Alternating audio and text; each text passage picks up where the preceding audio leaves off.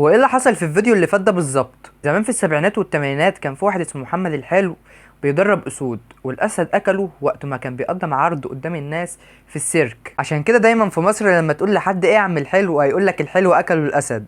ايه الحكايه والتفاصيل بالظبط هنعرفها مع بعض دلوقتي، بس الاول ما تنسوش اللايك والسبسكرايب والشير عشان القناه تكبر بيكم، وكملوا الفيديو للاخر عشان فيه مفاجآت وهتعرفوا القصه كلها. ويلا نشوف ايه الحكايه. بصوا احنا هنجيب الموضوع من الاول خالص. اسمه محمد الحلو ومن عيلة الحلو، من اشهر العائلات اللي موجودة في مصر. عيلته اتشهرت بحوار السيرك وتقديم العروض.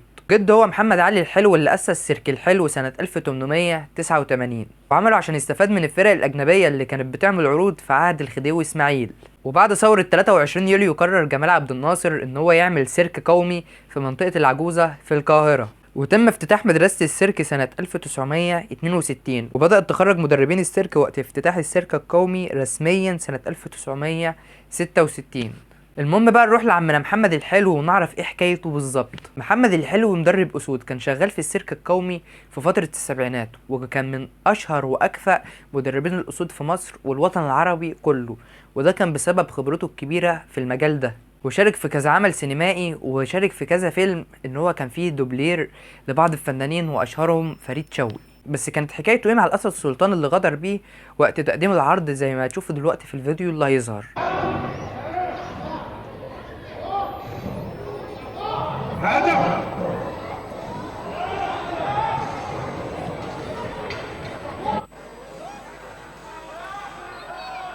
زي ما شفتوا كده بالظبط هجم عليه بكل وحشية وكأنه ما يعرفوش. طب ليه الأسد عمل كده وليه خالف أوامره أصلا؟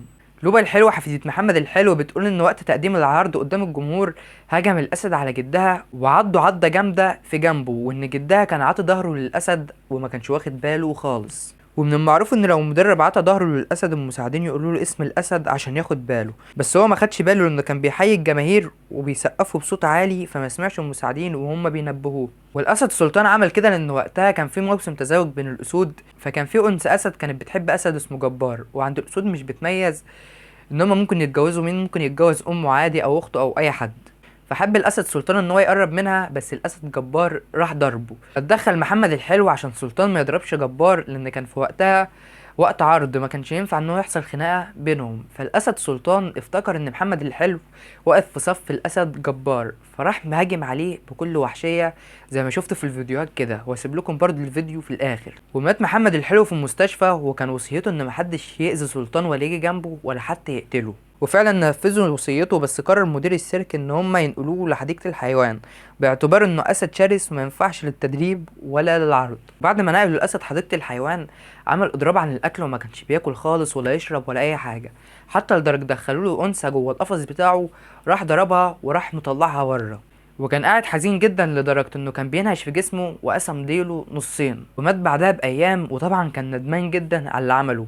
وده بيدل على قد ايه كان بيحب محمد الحلو وندمان على اللي عمله فعلا. وبكده الفيديو بتاعنا يكون خلص، وما تنسوش اللايك والسبسكرايب والشير لو الفيديو عجبك. وكان معكم حسن الخولي.